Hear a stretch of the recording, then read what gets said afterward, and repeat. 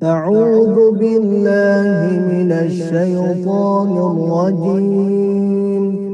بسم الله الرحمن الرحيم. الحمد لله رب العالمين الرحمن الرحيم مالك يوم الدين. إياك نعبد وإياك نستعين. اهدنا الصراط المستقيم صراط الذين أنعمت عليهم غير المغضوب عليهم ولا الضالين.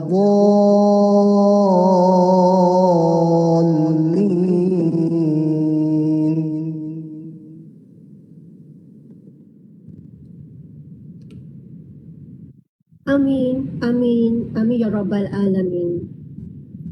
Attention to all participants, both in Cisco WebEx and also viewers from our Faculty of Human Development Facebook page.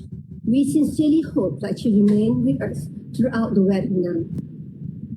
Your cooperation is very much appreciated. Thank you. I would like to read this poem by Paul Thomas Berkey.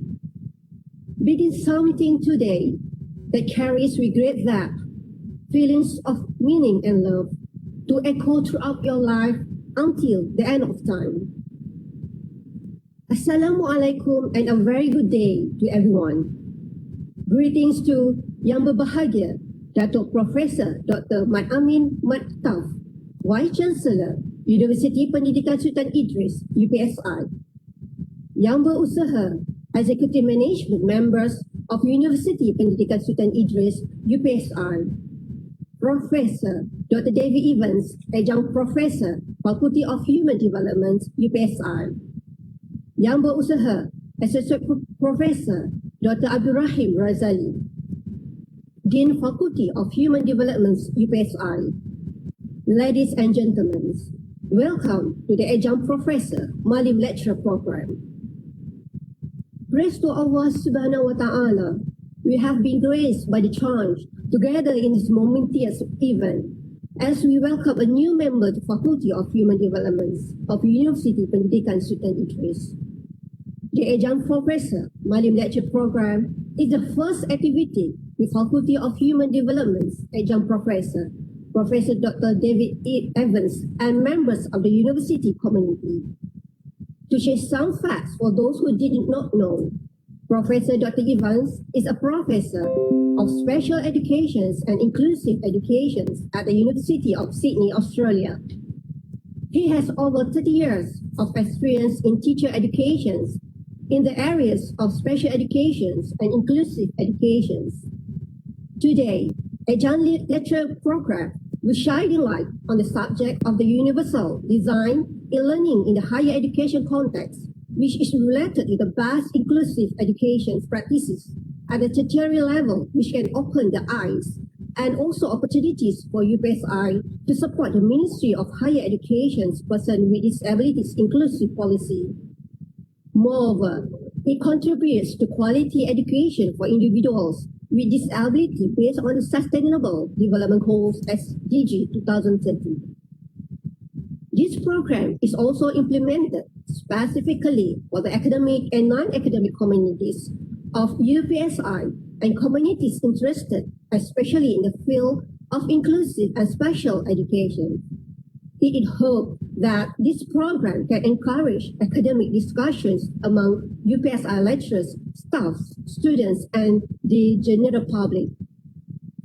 Ladies and gentlemen, without further ado, with respect, I now welcome Professor Dr. Malim Mattaf, the Vice Chancellor, Universiti Pendidikan Sultan Idris, UPSI, to deliver his insights and officiating the Adjunct Professor Malim Lecture Program.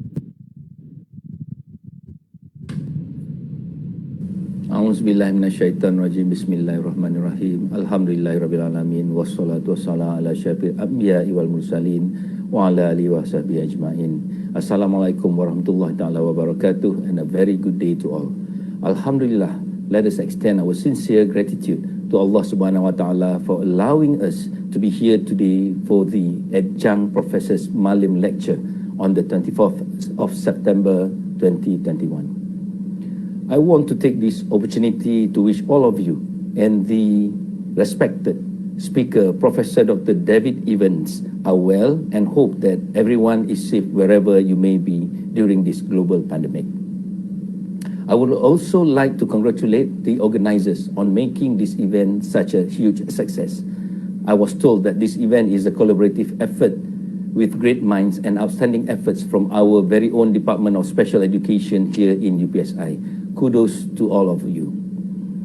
To shed light on today's news regarding special education, the Ministry of Higher Education has been urged to continue its inclusive policy for people with disabilities, or PWD, in institutes of higher education, especially to enable every citizen in the country to have right of education. As a result of the established policy, a total of 466 PWDs were successfully offered places of study in public universities for the 29-2020 academic admission session. Our esteemed university, UPSI, support this policy fully, and we have been striving towards a universal design for learning in the context of higher education. Not only do we strive for social engagement in the campus environment, UPSI is very diligent in promoting peer bodies for supporting PWDs on campus for those who are not aware.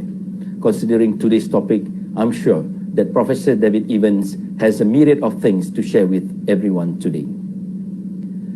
Through the efforts of each students, lecturers, faculty members, and staff, I'm more than happy to report that Sultan Idris Education University has been ranked 801 to 1000 by the World University Ranking of 2022. For this, I would like to congratulate all of you, and I think I'm not the only one who is proud of our wonderful achievement. Before I end my speech, I would like to thank the committee members for their tremendous effort in making today possible.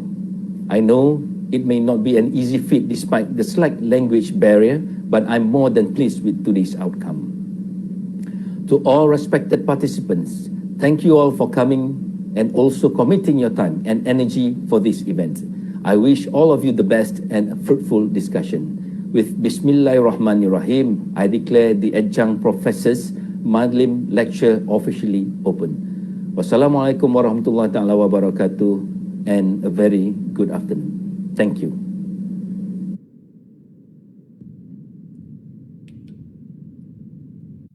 Sri Chimoy once said, "Gratitude can transform our lives sooner than anything else." Thank you to our esteemed Vice Chancellor for the speech and insights. Attention to all participants. We hope that you remain with us throughout the program, as attendance link will be shared in the comments of our Facebook Live towards the end of the program. We hope that all remain patient and enjoy the webinar that is about to begin. I would also like to invite all participants to share their inquiries for our Onicast for commenting in the comment section of our Facebook Live. We will do our best to answer and discuss each and every one of them in our questions and answer sessions. Feel free to also share the link for today's program with everyone you know. The more, the merrier. Thank you in advance for your wonderful cooperations. Without further ado, I will now pass the torch to our moderator, Dr. Grace Anamal Ganam Peragasam, to continue with our webinar with the esteemed Dr. David Evans. Thank you very much, Madam MC. Good afternoon, ladies and gentlemen. We have come to the moment we have been waiting for. Before that, a couple of announcements. We will spend about 40 minutes to listen to the prime lecture and approximately 20 to 30 minutes for the Q&A session. So we have allocated a reasonable amount of time for Professor David to respond to your questions later on. To begin with the session, allow me to present a brief background about Professor David Evans. Dr. David Evans is the Professor for Special and Inclusive Education in the Sydney School of Education and Social Work, Faculty of Arts and Social Sciences at the University of Sydney. He is actively engaged with teaching at the pre-service and postgraduate level and supervises research students from Australia, Saudi Arabia, China, and Sri Lanka. His research expertise are in the areas of teacher attitudes and self-efficacy towards educating students with disabilities in the neighborhood classroom. Precisely, attitudes towards the principle of universal design learning, curriculum differentiation, and teacher self-efficacy towards universal design for learning. Dr. Evans is a faculty representative to the University of Sydney's Disability Inclusion Action Plan Committee. He is supporting the trial of universal design for learning within the university's teaching. He has also been the Faculty of Arts and Social Sciences Disability Liaison Officer for the past 4 years. Ladies and gentlemen, universities today are now charged with educating students from diverse backgrounds, not only cultural, but also diversity among learners. In order to meet the wide variety of learning needs and ability in the higher education institution, one potential solution is the Universal Design for Learning, UDL. UDL is built on the premise that learners take command of their own learning and having their learning preferences and needs met.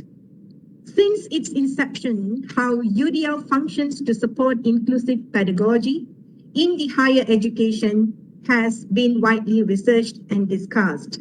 Let us welcome Professor David to share with us today on how UDL encompasses learning in the higher education context. Professor David, the room is yours.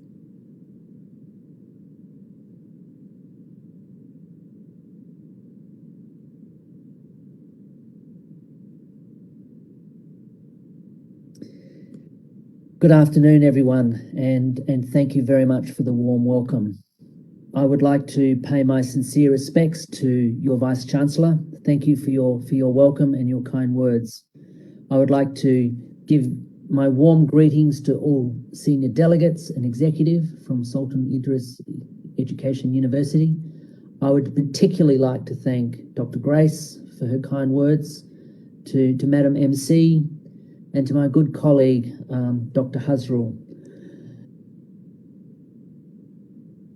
Delegates, it's great to be here, and it's wonderful to have the opportunity to share with you some background into an area that is something very special to me, something that I'm particularly passionate about, and I'm hoping that we will have an ongoing conversation in regards to this topic.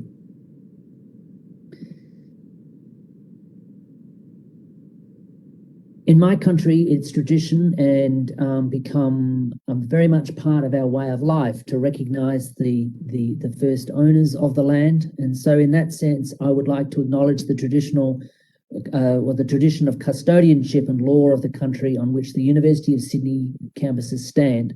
I would particularly like to pay my respects to the traditional owners on the land on which I am presenting from, the people of the Dharawal nation, and I pay respects to elders past, present, and emerging.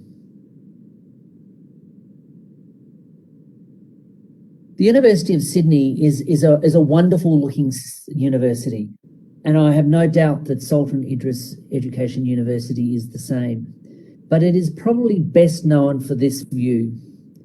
This view of the main, what we call the main quadrangle. It's you come into the university through the main gate, you come around a sweeping curve, and this is what you see when you first enter the university campus from the main entry. It's a wonderful set of buildings. This one here in particular is more than 150 years old, and so in that sense, it's a great campus to be situated on. With that, though, with that great opportunity comes a number of limitations.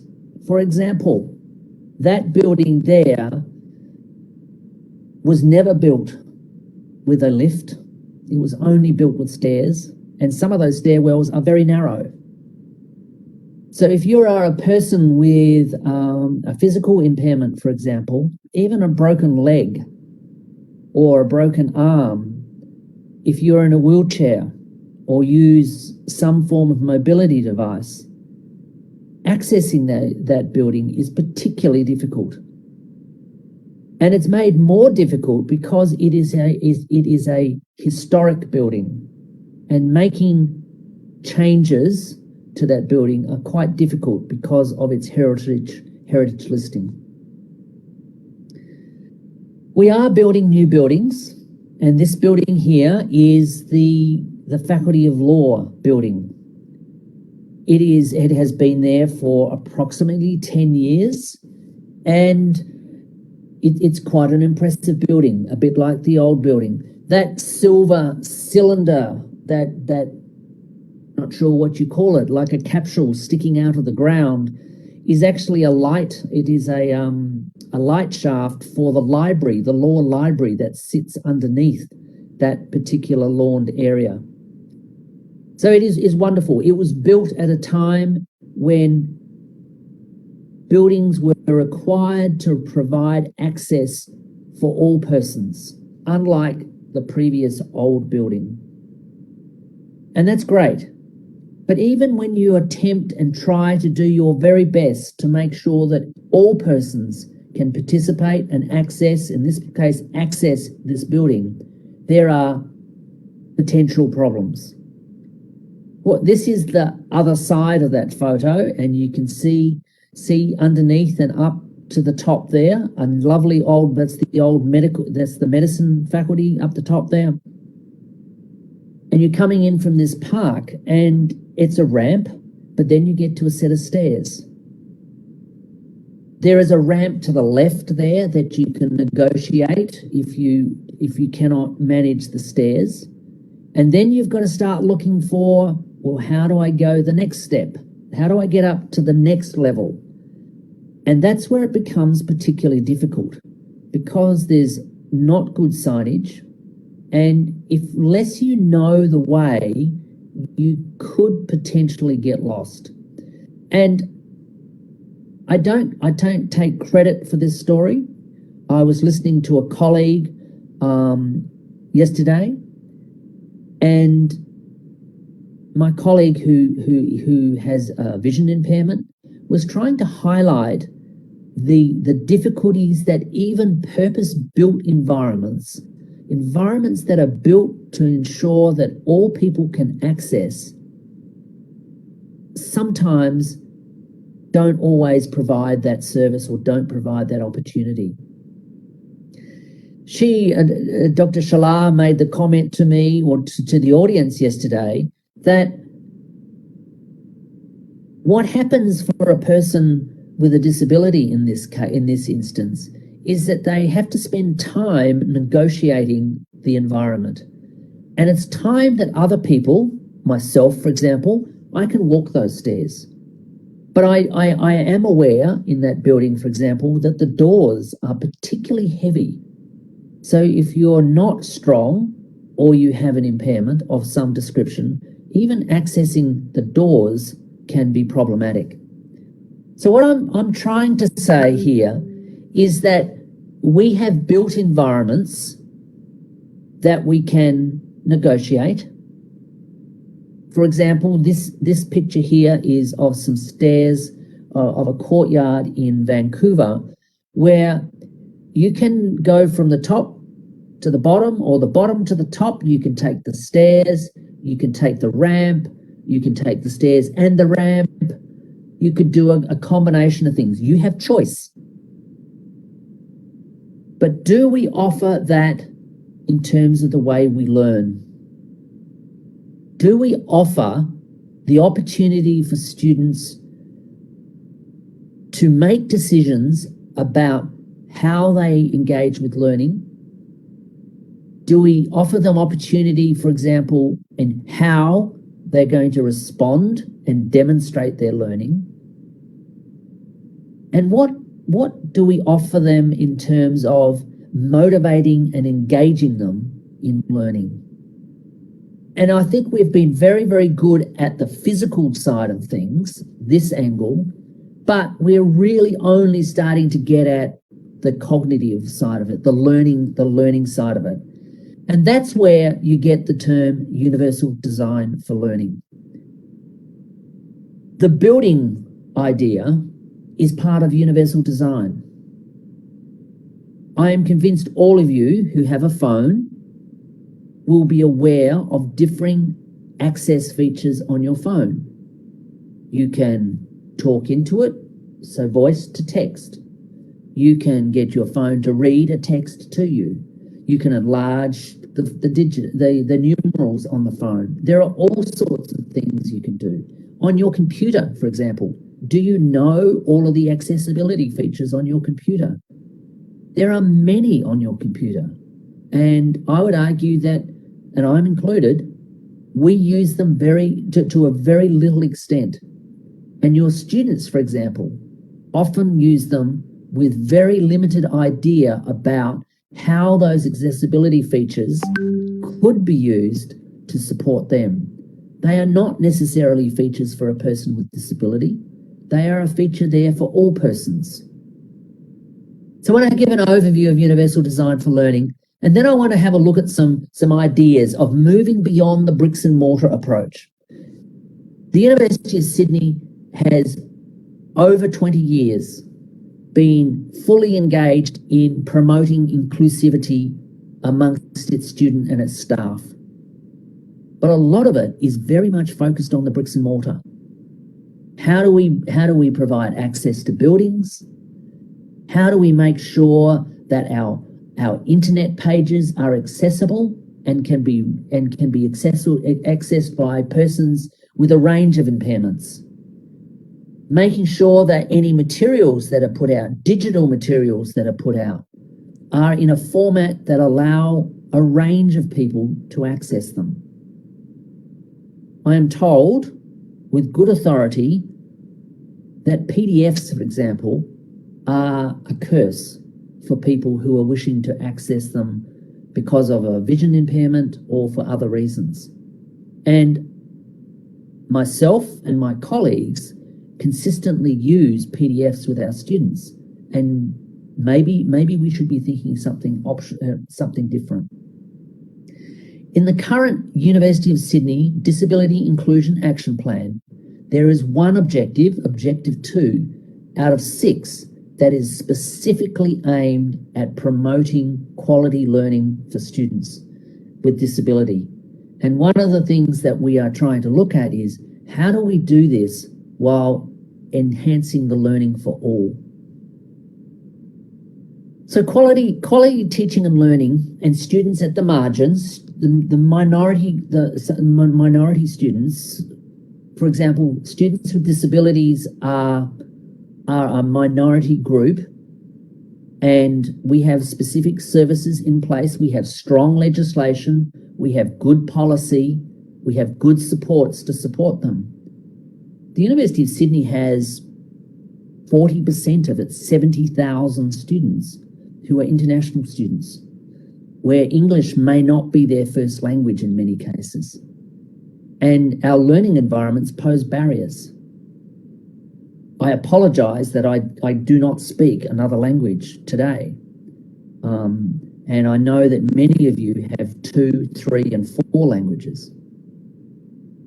We know that universities and students with disabilities, that the way that students with disabilities or what they experience at universities in Australia generally is pretty good. That is, universities are good at supporting students. And in the University of Sydney, for example, we have a great disability services division. They do an amazing job at supporting students in their study and in their learning, and providing them with the opportunity to be able to access and participate and learn on the same basis as their peers. We have great supports. We have an amazing assistive technology support group. The gentleman who heads up that group is truly amazing with the sorts of assistive technologies that he can provide a range of students with and without disabilities. And we have a process known as academic plans, which means that if a student registers with a disability, they are eligible under law to receive a reasonable adjustment to their teaching and learning. And these are the most common ones. And I purposefully use this list because it is about 5 years old, and I think the COVID pandemic has really shown up how we have been able to move towards more inclusive, in some cases, inclusive practices. For example, lecture recordings. We had already moved to lecture recordings, but with online teaching and learning at the moment, all of our lectures are recorded, and we will not go back. When we go back on campus, we will not be going back to having massive lectures. And so that actually poses its own issue around what do you do with your big lecture theatres. We provide students who require it based on the impact of their disability, extensions on assessment due dates. And I'm going to come back to that one because while it provides students with an adjustment, I'm going to argue that it may not provide them with the best teaching and learning opportunities. And the last one is around assistance with time management and study skills. The majority or the greatest proportion of students with disabilities at the University of Sydney, of which there are about 3% of 70,000 students identify with a disability, which is well below the community average of around 18-20%. The majority of them experience impacts of mental health conditions, and COVID has accentuated that.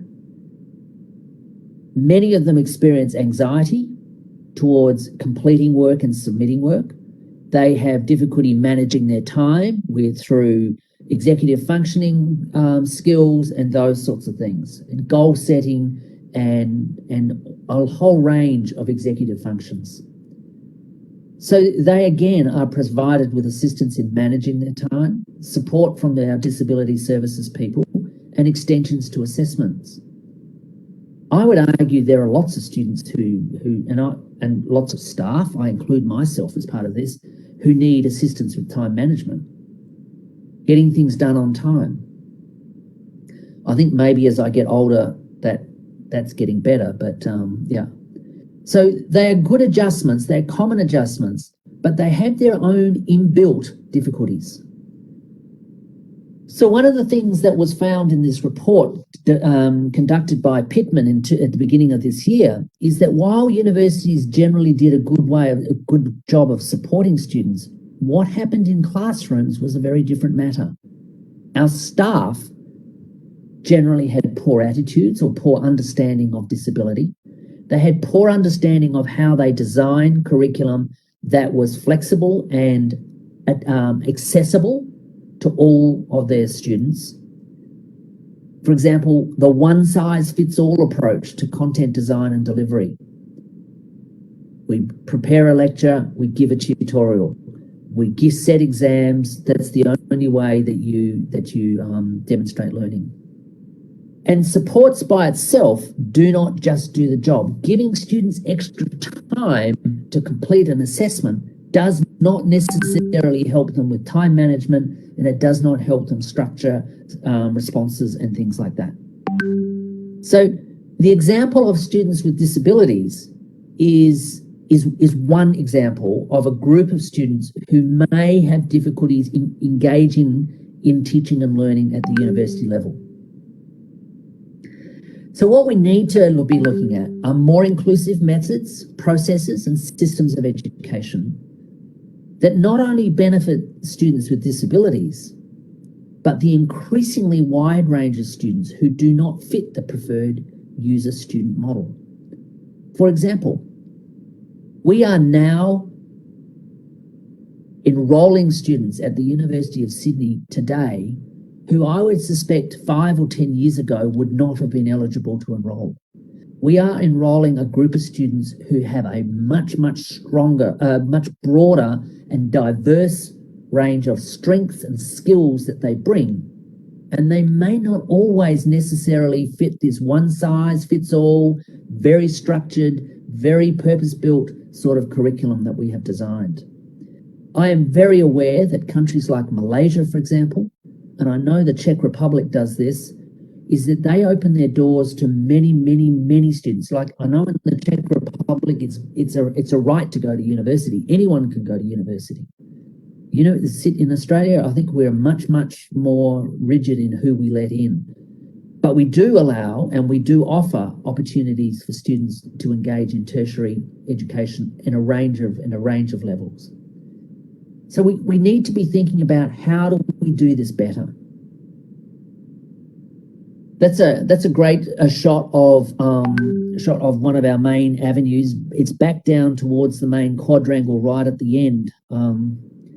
I always like this because when they designed that, it was designed to be inclusive, and they designed it with what I would call cobblestones, so rough surfaces and smooth surfaces, so that if you were on the smooth surface, you knew that you were on the main track, you were on the main pathway. But what happened was, and so persons with a vision impairment, you know, could feel their way along. But what happened was that people couldn't lift their feet high enough to get over the cobblestones, the rough area, and so they had to replace most of it. It's a beautiful scene, but it has its own problems. I'm just watching the time. So teaching and learning. So what we're aiming in teaching and learning is to ensure that we cater for all students. And in doing that, we were in this bowling example, so this is 10-pin bowling. I have bowled the ball down the alley, and I want to be able to collect all students. I want to get a strike. I've thought about it. I've designed material so students can access it through the library. It's in a format that they can listen to it or read it, or a whole range of things. For example, I run this unit of study that working with pre-service teachers who go out into, so we run lectures on campus, and then they go out to schools and they work with students one-on-one, and they practice the skills, and they come back to the lecture. They go out to the classrooms, they come back to the lecture. It's a very intensive theory to practice, practice to theory, and and we get I think some really positive results as part of that. But this year we had lockdown, so going out to schools was not possible. So I redesigned the unit of study, and I taught it furiously, and I thought I was doing a great job. But I knew by about last week that it hadn't gone anywhere near meeting the needs of all students, because that's what I saw. That's all I saw, and all they saw was me. This notion of being able to just transfer it online, and you can think about it as carefully as you like, but that doesn't always come up with the goods. We needed to do something different. And what we achieved was this. I am not a bowling fanatic, but I am told this is the most difficult spare that you can make in bowling, and you get that is the 7-10 split, when the pins are the most distant from each other. And I feel sometimes that's what we do in our classrooms. We pitch to the most and leave out the people at the fringes. It can be those students who may not have all the necessary background knowledge to be able to engage in what you're teaching. And we've got another group of students potentially who already know what you're teaching, and so they're just marking time.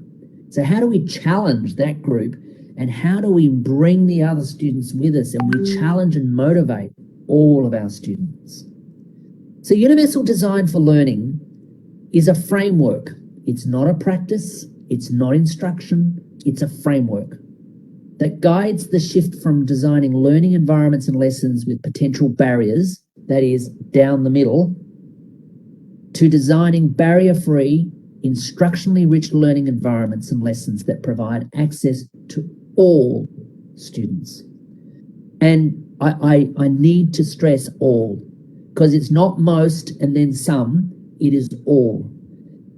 And in the words of a great academic guy by the name of Jim Eiseldike, I remember him saying one day, "What part of all don't you understand?"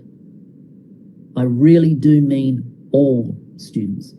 And in that definition by Nelson, there is no word or no phrase that implies that this is about students with disabilities. This is about all students. It's about designing instructionally rich and learning environments and lessons that provide access, participation, and learning for all students. Universal design for learning makes the assumption that your students come to you with a range or a variability in backgrounds, knowledge, and understanding. I can have two students who have average IQ, but they will come to you with very, very different profiles. So taking notice of and building on the diverse learning histories and motivations of our students is really, really important. Getting to know your students is very important. And it's about designing learning environments to the margins, not to the center.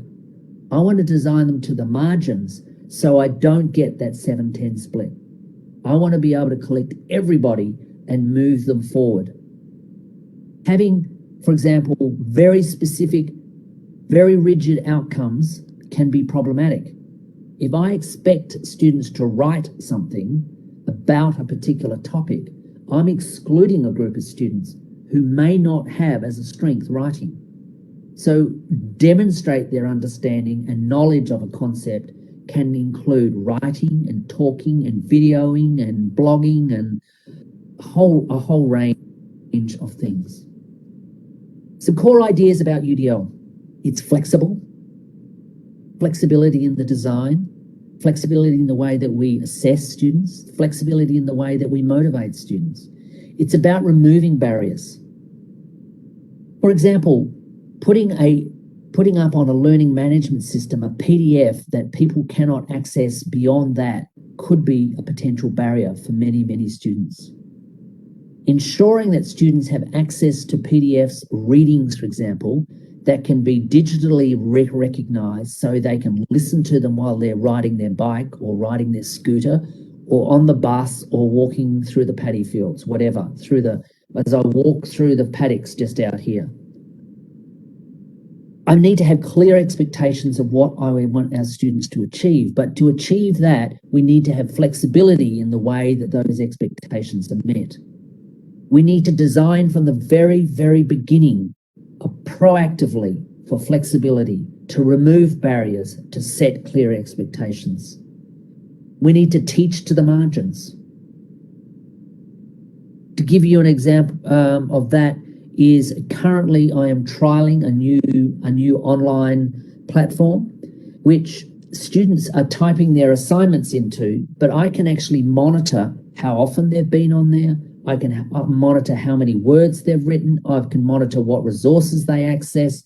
I can monitor a whole range of things. And that allows me to say, how are you going? You know, Grace, how are you going with that? I noticed you haven't been on the platform for 2 weeks, and do that. So grabbing those students who are not good with planning. I don't have to know that they're not good at planning. If they're not haven't started, they haven't started. And being aware that students have variable backgrounds, and those variable backgrounds not only have strengths, they have interests and they have motivations and they have all sorts of things that we can take advantage of.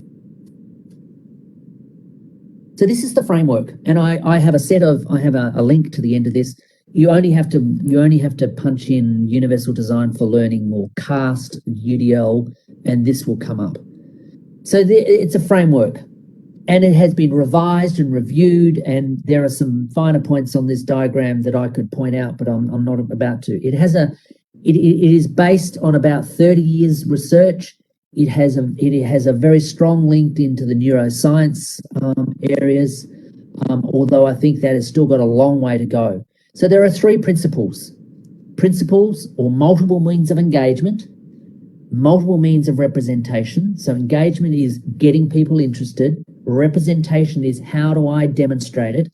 And action and expression is how do I have my students represent their learning? So there are three principles. There are a set of 9 guidelines. And I've pointed out there recruiting interest.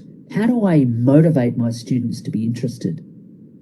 There's one there of language and symbols. I love the language and symbols part of the framework because I reckon it's one of the areas that many of my students get tripped up on. And it's the thing that gets many students in our schools blocked. I don't understand what you're talking about. You're using language and vocabulary that I don't understand. So within every guideline, there are a set of checkpoints. And so you think, 3 principles, 9 guidelines, 32 checkpoints. Do I have to do it all? No. It's not. That's what it's not about. It's about thinking about, well, what are some of the things that I can think of that will help me remove some of the barriers that I'm aware of? Vocabulary. I put a glossary with everything, making sure that students have active access to a glossary so they can look things up.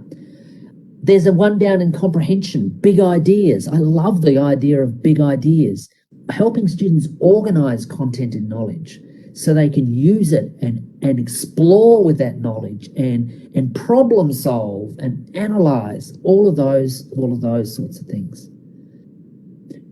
The guidelines come in another form, is that they're not all equally represented in that sense. They go from access. This is the entry point. It's very external. I am externally motivating my students, but I want them to self-regulate. I am being very aware of the different ways that I represent information, but I want them to make choice about that. I'm not going to say you're a visual learner or anything. You get choice. And I want them to I want executive functions like goal setting, organizing their time, and organizing the way that they study. So we go from access to building to internalizing.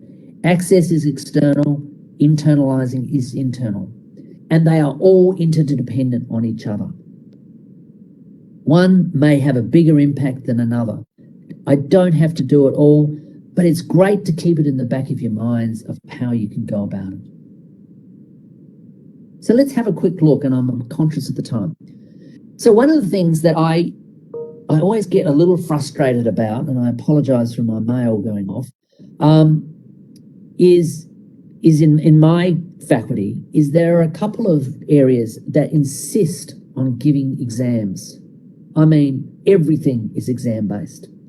So there is no flexibility. There's no flexibility in how students demonstrate their learning. And what this does to a group of students is that it generates a level of anxiety.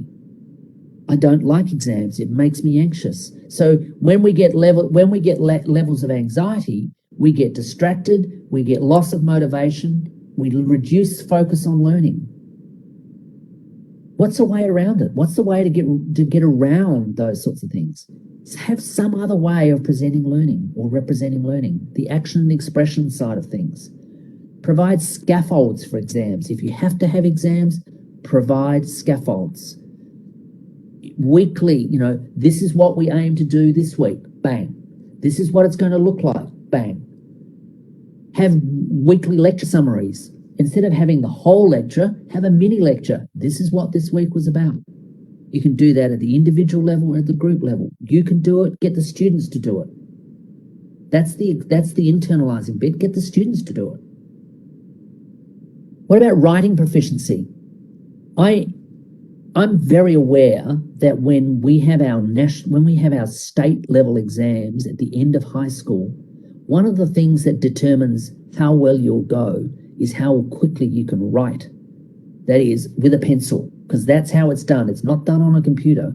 You practice everything on a computer, but you have to write your final exam. My daughter, for example, and she'll kill me for mentioning her, but my daughter, who's now 31, used to sit down every night and practice her writing. She would write for 20 minutes, and her aim was, I need to be able to write 8 pages in 20 minutes. She came like 10th out of 13,000 students in history. And I would argue to this day that while she's a clever lady, writing was probably the thing that got her across the line. It wasn't the knowledge necessarily, but she could write quickly, legibly, and organize her ideas really well. So how do we help students in that? Writing, give them another way. Don't give them a set period of time in an exam. Give them flexible. Let them take it home. Another way of representing it might be another way. Do speech to text.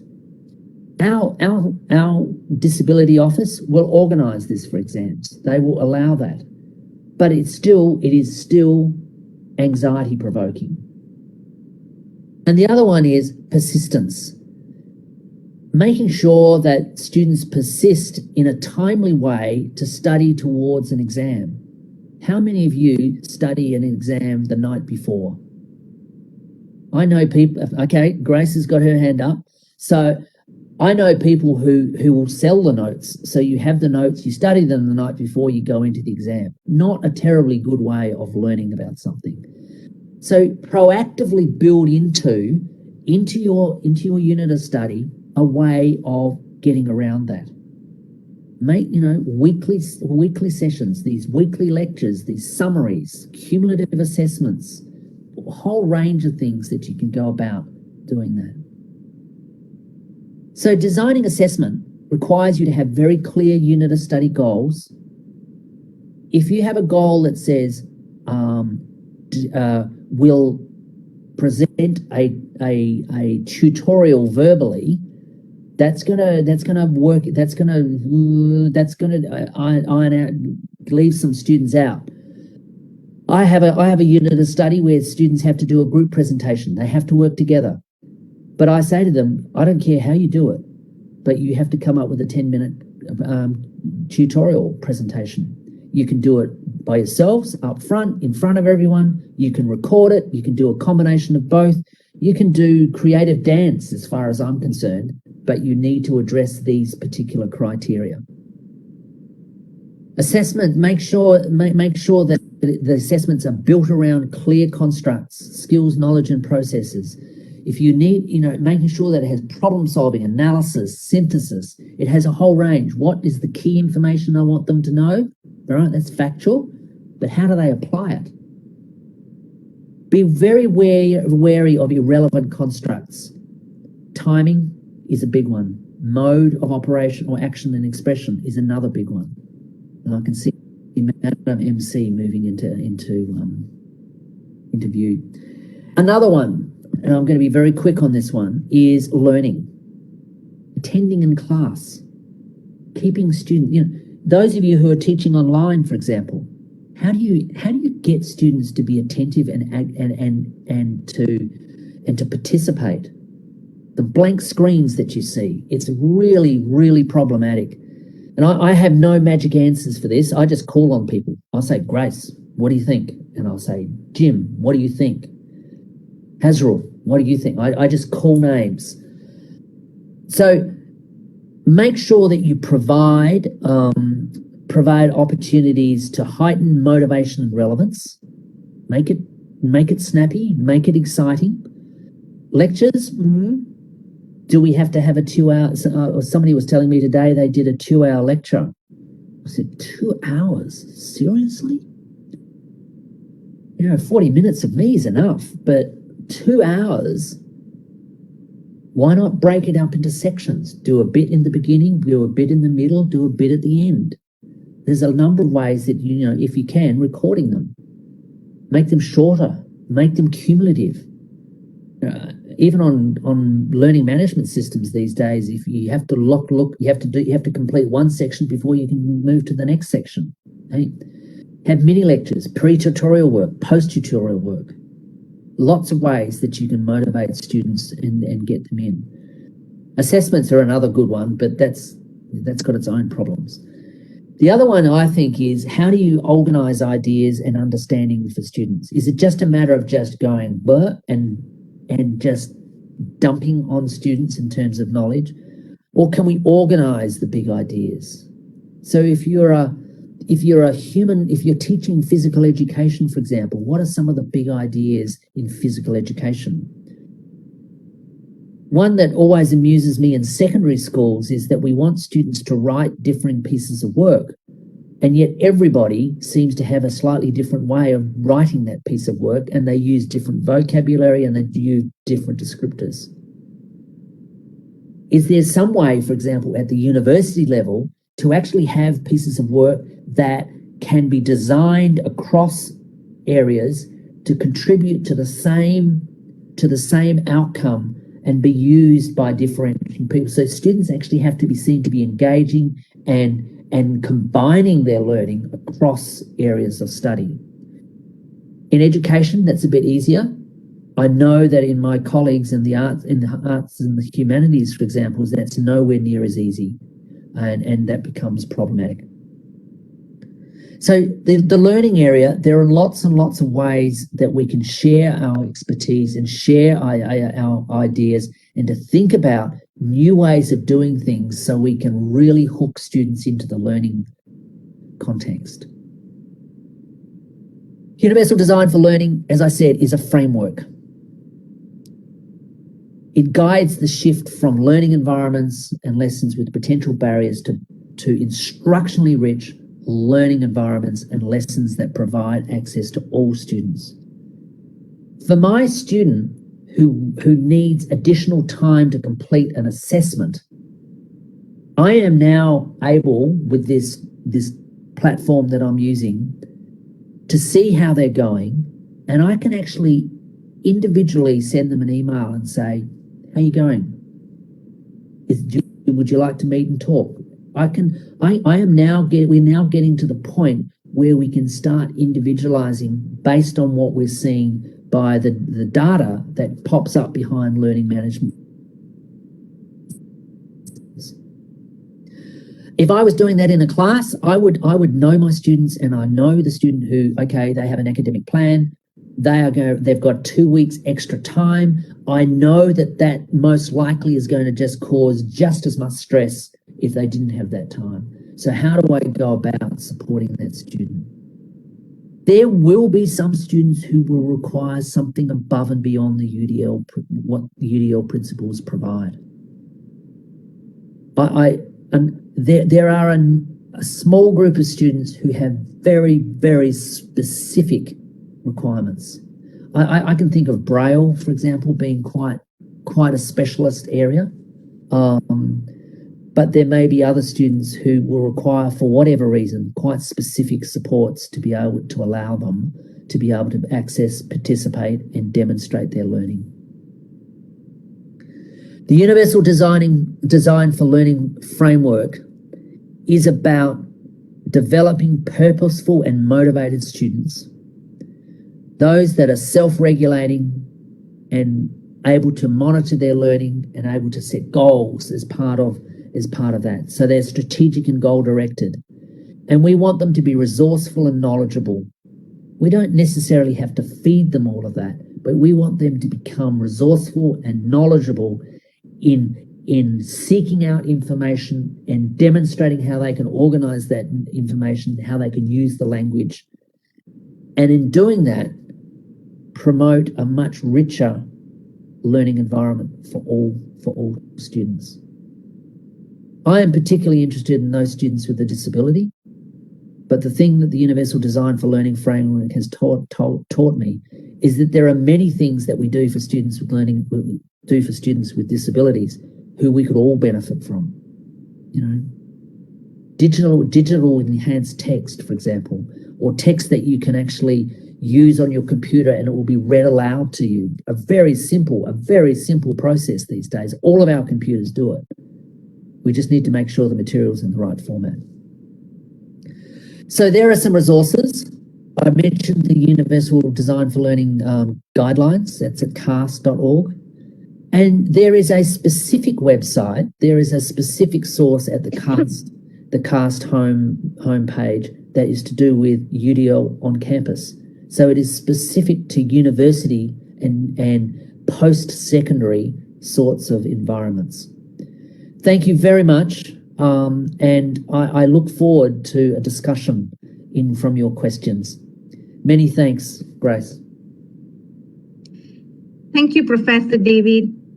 Before we move on to the Q&A session, I wish to highlight the several key points which I was able to draw from Professor David's delivery of lecture just now.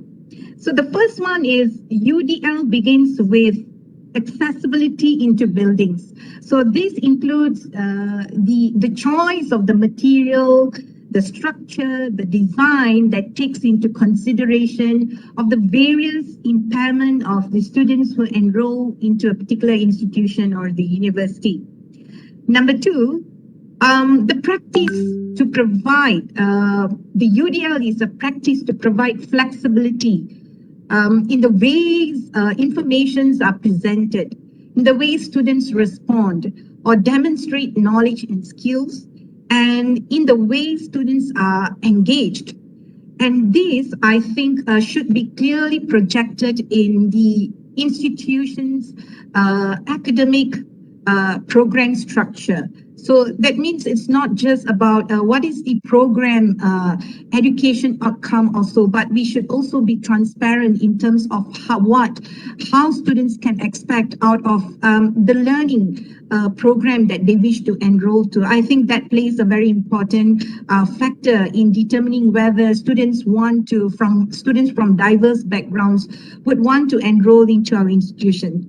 Now, the third thing that I was able to see is that in terms of the institution that embraces inclusive practices, it's called for reducing the barriers in instructions, number one.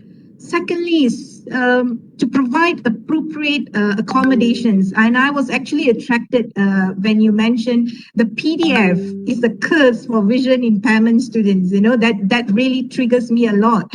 And apart from that, I think support when students with special needs, you know, are challenged. We need to be there to make sure that there are clear expectations are maintained. And we also need to resolve the students who have limited accessibility features in the existing assistive technologies. And all these, I believe, must be within the reach of each and every student that who comes to us. So we will now move on to the Q&A session. And the first question to you, Professor, is this.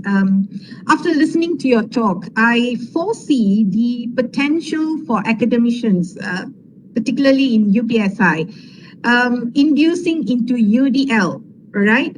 In terms of not only the teaching and learning, but I think right now, maybe you can actually also share with us a little bit of your experience or some tips perhaps on how you personally apply UDL. I know the 3 principles, the 9 guidelines, the 32 checkpoints that you mentioned. But from your own experience, how do you actually personally apply UDL for your postgraduates? Because when it comes to research supervisions, it's on one-on-one experience. And looking at your biodata, you have students from various countries approaching you for research supervisions. Can you share about that a little bit, Prof? Thank you very much, Dr. Grace. I must admit, I heard you read my bio, and I mentioned those postgraduate students. I actually have postgraduate students from Australia too, so I miss them out. Personally, well, for example, one of the undergraduate units of study that I coordinate every student at the undergraduate level who's doing a Bachelor of Education has to do this unit. So every year we see probably 350 students. We teach 350 students in this unit of study. And we have students who are in early childhood and primary and secondary and human movement and science and maths and, all. And what we have done as part of that, as part of the assessment, is first of all, is to have a range of differing assessments. So while every student has to do the assessment, they have opportunities to use their strengths. One is just quizzes online, so that's just testing basic concepts or assessing basic concepts. We have a group presentation, and they have great flexibility in how they can come up with a solution to a problem. It's a problem solving, it's a problem-based learning environment where they have to come up with as a group a recommended solution or a way forward to working with a group of students. They have to do a fieldwork component, so they're required to go and work alongside or observe or volunteer in an environment where there are persons with disability. They can do that in any environment. So if you're a really keen sports person, you can go and, I think there's a group called Sailing for the Disabled or Surfing for the Disabled. There are lots of swimming clubs that have specific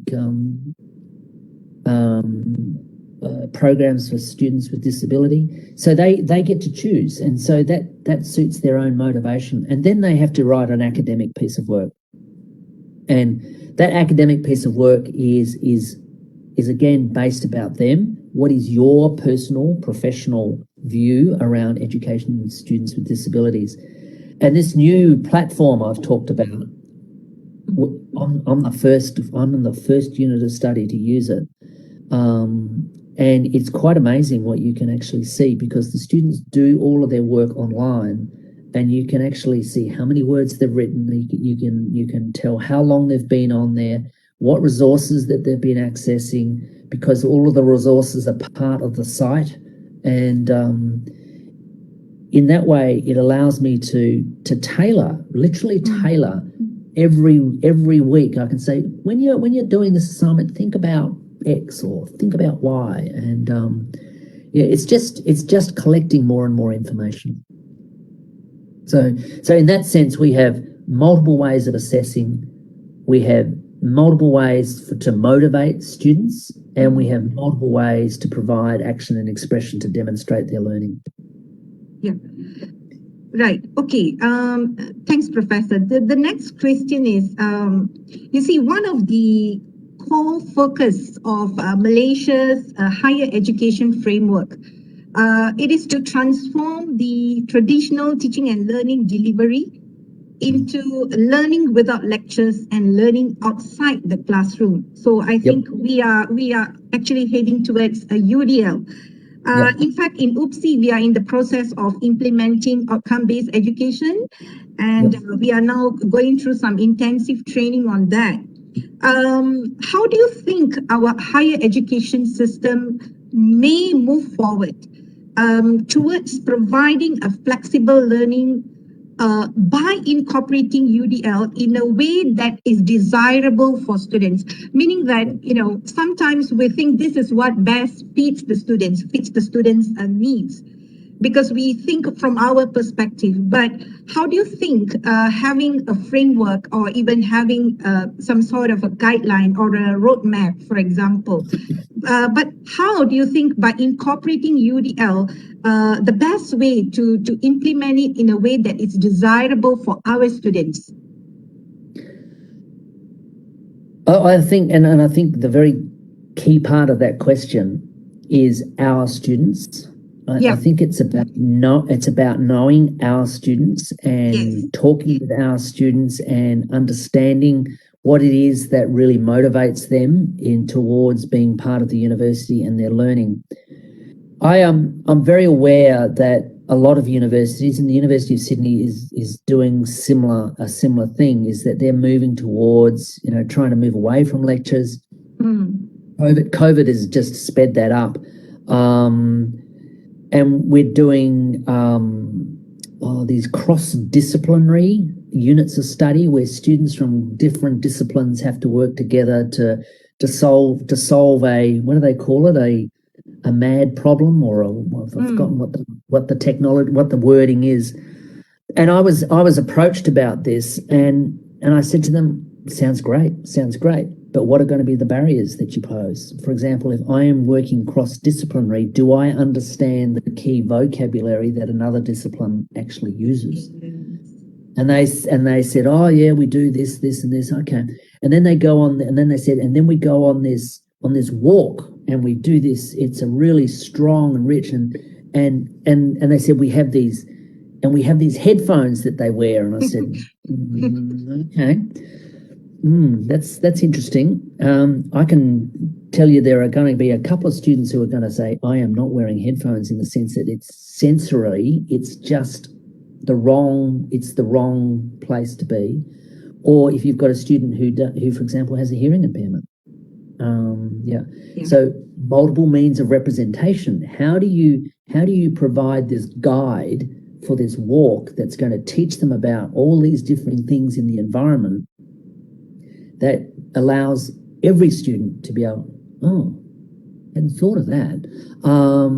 So it's about, it really is a collaborative effort for people to actually sit down and say, okay, what are the potential barriers that I'm posing here? Even going on a walk. I said to them, you've got stairs? Have you got, what are your mobility demands? What are the demands that you're placing on the student that could technically be a barrier? And it's just getting them to think about all of these fancy things that they're doing that could potentially throw up their own set of barriers. There's no magic answer to it, unfortunately. Yeah. Okay. Yes. We have a question from our students. This is about how to promote self-regulated learning amongst students with special needs. Well, then I'll rephrase the question and say, how do you promote self-regulated learning? Period. It's not to say that students with special needs there are lots of people who do not have special needs or impairments who are not good at self-regulating. So self-regulation is something that I would not just be picking off for a student with a disability. It would be everybody's aim is to become better at self-regulating. And I think there's a lot of literature around self-regulation. There's a lot of material around about how we help people, set goals, for example, work towards goals, monitor their progress, assess their progress, and assess their overall outcome in terms of how they went about it. We know a lot about this in terms of behavior, getting people to self-regulate their behavior. If you suffer from asthma, for example, people often know the signs of asthma and they can be proactive about it. Hopefully they're being proactive about it from the beginning. We can do the same in academics. All right, for some people, we may need to be much more direct and much more specific about how we promote self-regulation. But there's a lot of research around to say we can teach students who traditionally have been very difficult to teach. We can teach them very good self-regulation skills, and that assists them to become better members of our community. Yes. The next question for you is, in your opinion, do you need to be someone with a special education background to know about what special education is? Oh, that's a tough one.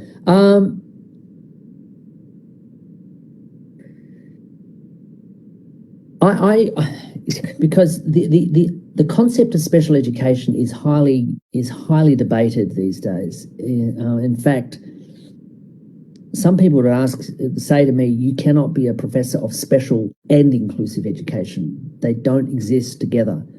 And I would say that a good special educator today is highly inclusive. So I don't have any problems with the title. I would expect a good special educator, a trained, well-informed special educator, will have a set of skills that is way beyond and far more refined in terms of curriculum design, instructional design, in terms of environmental, manipulating and designing the environment, to be way beyond that of what I would typically expect of a regular classroom teacher. Professor. So yes, carry on. But I would also expect that person to be able to, that special educator, to work alongside of a regular education teacher who at this point of time needs to know about X or Y or Z, and they can support that teacher to become much better. As a regular education teacher, I don't need to know everything, but there will be some occasions where I need to know something quite specific. And I think that's where the two groups work together.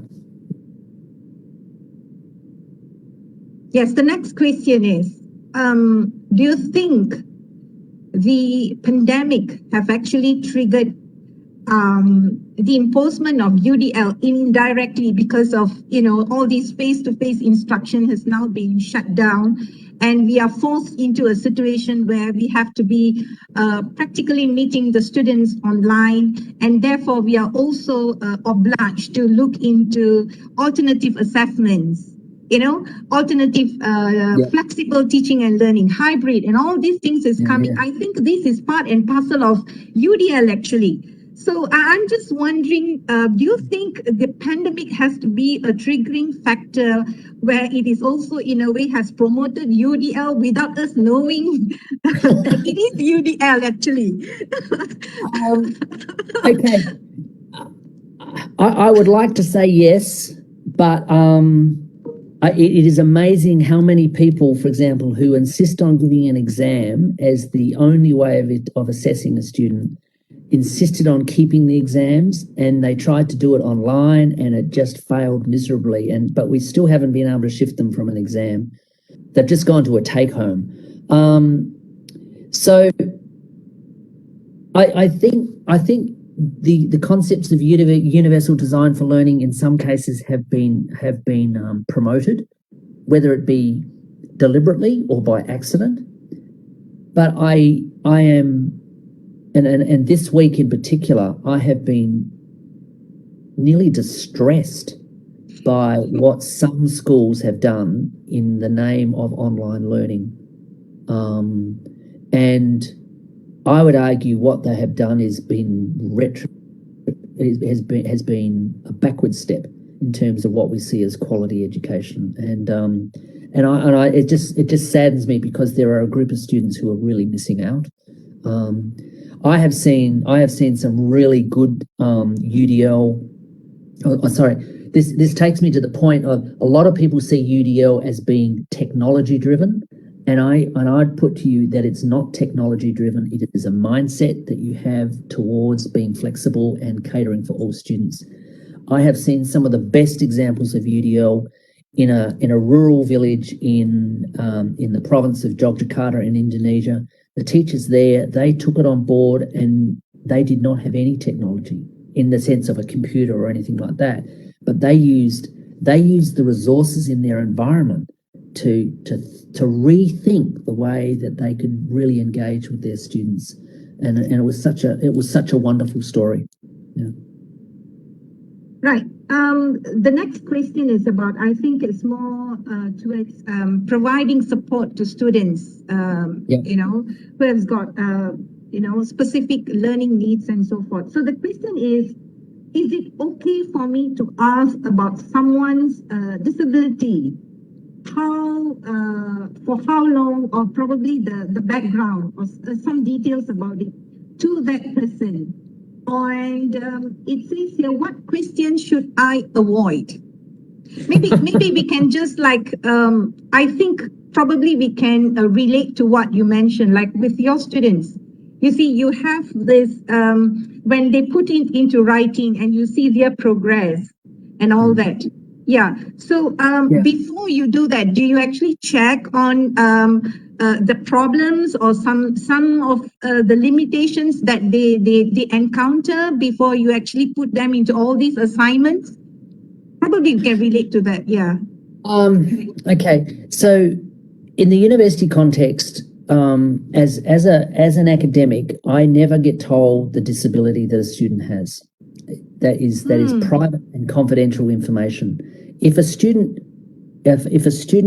says to me, I experience mental health conditions, or says I suffer from depression or that sort of thing, that is their right and their prerogative. But I at no stage are told by the university what their disability is. The only thing that I get told is the impact of that disability. What might their disability that has been confirmed by our disability services, they will make a judgment on what is the impact that will have. Now, they will talk with the student, they consult with the student, that's required by law to consult with the student. So if I had a student in my class who identified with a disability, and I know that because they're registered with academic, they're registered with their services, I would not be asking them what their disability is, but I would be asking them any questions that I would ask any other student. How are you going? I know who they are. I know who they are, but I can ask that question quite specifically. I can ask everyone, how are you going with the assignment? And, I say, where are you up to? How far you're along? And I can ask a number of students. But if I'm aware that Felicity over here is somebody who is on an academic plan, is getting 2 weeks additional time to complete their assignment, one of the things I might say, well, where are we up to in the planning? I don't have to say, you have a disability. Where are you up to in your planning? I can just ask the question. I can send them an email. How are you going? I did that yesterday with a student. I had no idea whether they were on an academic plan or not. I said, how are you going? I noticed that you haven't really started the assignment. And he got back to me immediately and said, I'm really grateful that you reached out. He said, I'm really struggling at the moment. I've got a mental health condition. I'm not registered with disability services. And so I was able to give him some advice and say, look, if you continue to struggle, these are some things that you can do. But how about you keep in touch and we'll see how we go. So talking and working with persons with disabilities is the thing that I took from that question. And I think that's a really positive attitude to have, is people with disabilities are people who have a diverse background. We all have diverse backgrounds, but our environment sometimes makes those diverse backgrounds into an impairment or a disability. We get disabled by certain things. So I would continue the conversation, but I would not be having a conversation necessarily just because the person has a disability. It should be something you're doing with all students. Professor, suppose you're having, postgraduate students. Now let's look into the, the research writing aspects. Even in Sultan Idris, our UPSI universities, we have this unlimited span of pursuing their postgraduate studies, so they can go as long as they want to. But there is still this system that that where they are bounded to this template of writing the dissertations and so on. So in a way, it limits. So I'm just would like to ask you, do you think it's time that we should also consider revising the, I do not know, probably the format, the template, so that it ease up the students? I think that is also one of the things that sometimes, these tiny things that might create some fear for students to pursue, and they go on registering for the next few semesters, but they don't get anywhere actually. So that's one of the concern that I see. And what is your opinion, Professor? Okay, so there are a couple of things there. One of them is, if I've got students, postgraduate or undergraduate level, who are continuing not to pass units of study, then our systems will pick them up. It will tag them as requiring a meeting, and they actually have to. And in fact, the federal government is making that you just have to do it, because you cannot allow a student to continue to fail. And it has to be. And now we're having to look at what are we doing to help these students pass.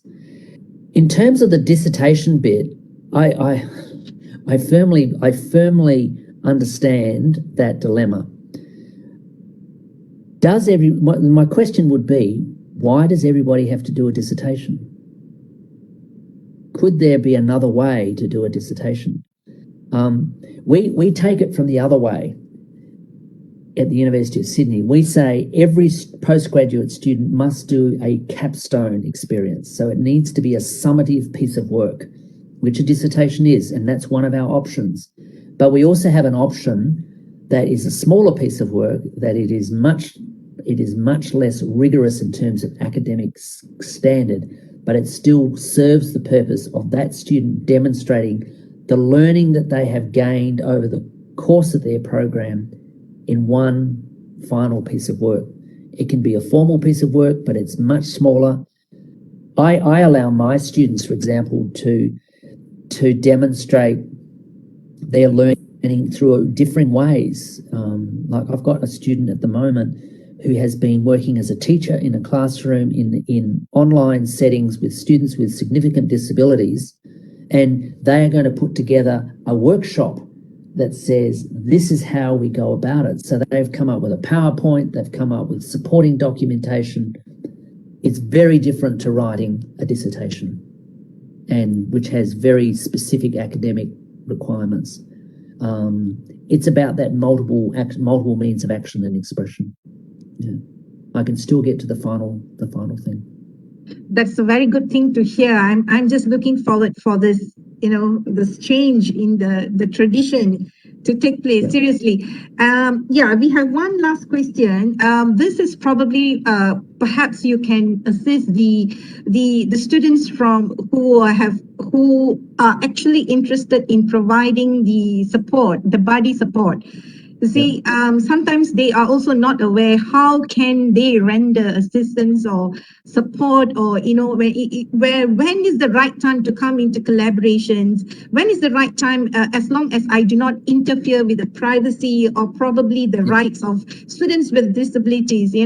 So, what are some of the basic guidelines that you can share with our students here, Professor? My first point would be you need to hear them. You need to hear a person with disabilities. You need to talk with them. You need to actually establish from them what it is they would like. If do they want support? They may say, "I'm fine," and I think we have to recognise that is a valid response. These are people who have thoughts and ideas just like you and me, and so I think you need to hear them, you need to hear their voice. And once you establish a relationship, then there may be ways that you can support them. And they may, and as long as it's within the parameters of what as a peer support is required to do, I think some of them could be very, I think you'll be surprised about what they would be. It might be about, helping them get PDFs in a format that they can digitally access on their computers, for example, or just getting hold of materials that they may have difficulty getting to. And or just the opportunity to talk about a particular topic that they're having difficulty getting all of the ideas together. But listen to the people, talk with them like you would do with anybody else. Yep. So we have come to the end of the Q&A session, Professor. So before I pass on the session to the MC, so I would just like to recap about what we have actually obtained from you from the Q&A session. So in terms of the students, how can students benefit from UDL is basically where there is an emphasis for a flexible curriculum, and there's a variety of instructional practices, materials, and learning activities. And in the aspects of the teachers or the instructors, I would say is we need to use multiple strategies, to present our content in the use of a variety of materials, and of course to provide cognitive supports. So that will be very amazing, and of course we have to also be creative on our own way in teaching in a variety of learning styles. And of course, we need to also be very flexible, flexible in terms of providing the opportunities for assessments. So I think these are some of the key points that we have actually discussed during the Q&A session. And with that, we are concluding the Q&A session. Once again, I want to thank you from the bottom of my heart, Professor, for the delightful, it's a very insightful discussion that we had with you. And with that, I would like to pass the session to the MC. Over to you, Puan Vita. Thank you, Grace. Thank you, Professor.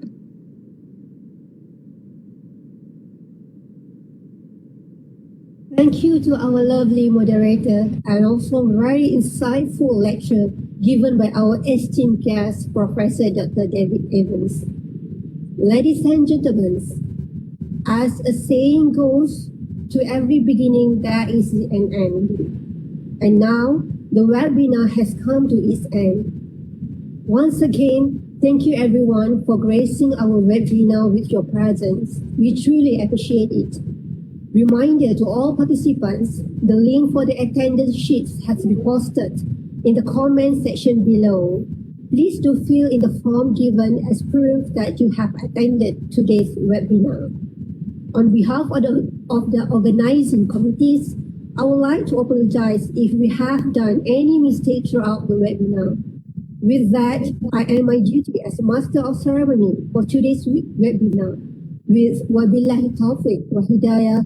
Wassalamualaikum warahmatullahi wabarakatuh. Before we end our program for the day, I would like to invite our guests in the Cisco WebEx room to turn on your cameras for a photography sessions. Hope to see you again and stay safe. Thank you.